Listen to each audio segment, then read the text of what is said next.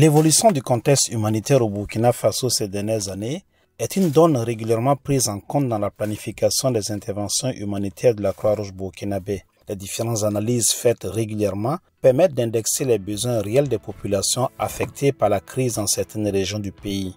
Avec le concours actif de la Croix-Rouge de Belgique, des plaidoyers ont permis de relancer certaines activités axées sur le volet santé et nutrition au Centre-Nord et au Sahel, dans le but de protéger efficacement les couches les plus vulnérables contre les risques de malnutrition. C'est dans ce cadre qu'il a été important d'élaborer le projet qui a commencé le 1er juillet 2022, que nous avons titré projet d'amélioration de la lutte contre la malnutrition dans les zones affectées par le conflit au niveau de la région du Centre-Nord et du Sahel au Burkina Faso. Le projet AAP intervient dans deux régions, la région du Centre-Nord et du Sahel. Au niveau du Centre-Nord, on intervient dans les 10 sanitaires de Kaya, Kongossi, Tougouri et Bousma. Au niveau du Sahel, on intervient dans 2 districts sanitaires, notamment celui de Djibo et Dori. Pour les principales activités, on peut noter l'apaisement communautaire, on a l'activité des GASPA, on a les activités de HU, on a la stratégie TV à domicile. En plus de cette activité, on peut dire qu'il y a la distribution des biberons et farines infantiles.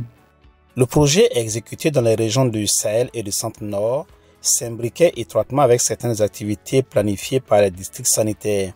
Sur le terrain, il a permis également de renforcer leurs capacités opérationnelles dans la prise en charge des couches de la population les plus régulièrement exposées au risque de malnutrition. On a eu d'abord la formation des ASBC et des agents de santé. On a eu des activités de dépistage chez les mères et chez les enfants.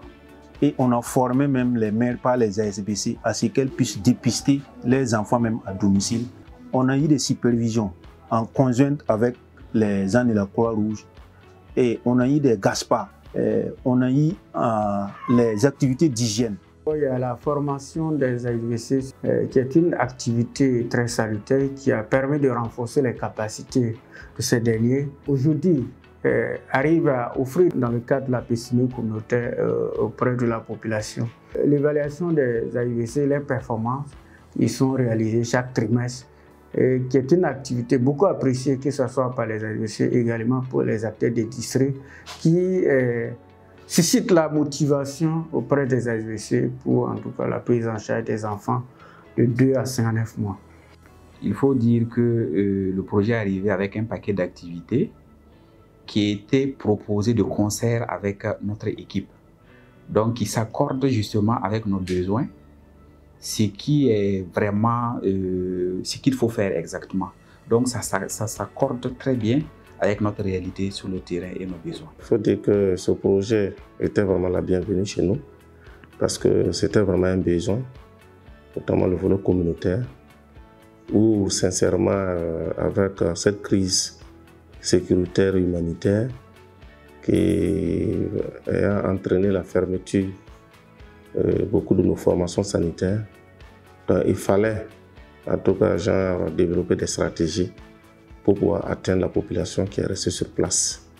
Donc avec la Croix-Rouge, on a pu vraiment résoudre un temps soit peu ce problème qui était vraiment crucial pour le district sanitaire de Kaya. En termes de perspective, nous souhaitons qu'à l'avenir, nous puissions avoir davantage de financements qui vont permettre à la Croix-Rouge de pouvoir apporter cet appui au niveau communautaire sur le plan de la santé, sur le plan de la lutte contre la malnutrition, sur le plan de l'assistance alimentaire.